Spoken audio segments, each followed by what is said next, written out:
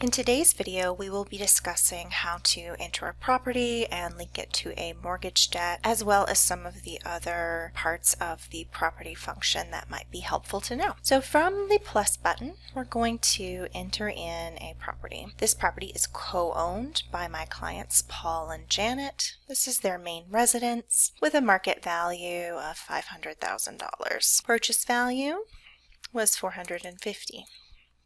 This is not a future purchase since they already own it, and I'm going to go to the linked debt screen and create and link a new debt. This is their home mortgage with a balance of $425,000. Interest rate of 3%. It's currently in repayment, and the payment amount on this mortgage is $1,800 a month. Now, if you enter in the interest rate, the balance, and the payment amount, you don't have to enter in the payment duration since the software will automatically calculate that for you. So I'm going to click Done, and we can now see that there is a linked mortgage debt. Now, if this was a rental property that was producing income, you could go to Linked Income and create and link a new income, and that would simulate money coming into the cash flow from the rental property. Now, we're going to click Done, and we're going to go to our debt screen. From the debt screen, you can see that the mortgage debt on the property decreases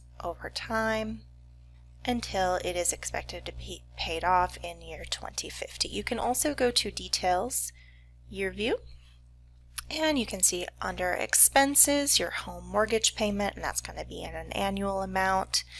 And if you go to the Debt section, you can see the required payment annually, the end of year balance on that debt, the interest rate. If you use your slider, you can see that debt decreasing over time.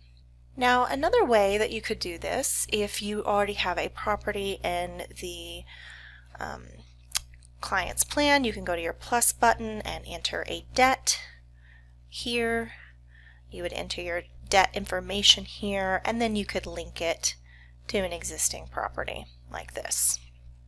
If you ever want to sell this property, you can go to your timing screen, and as you can see, the default sell event is going to be the mortality event for the last person in the plan. You could move that to retirement, or you could double click and create an sell event by doing it this way. You would just set it as your end event. As it is, I'm going to leave it at mortality for now. I hope this was helpful. Do reach out to support at planwithvoyant.com if you have any further questions.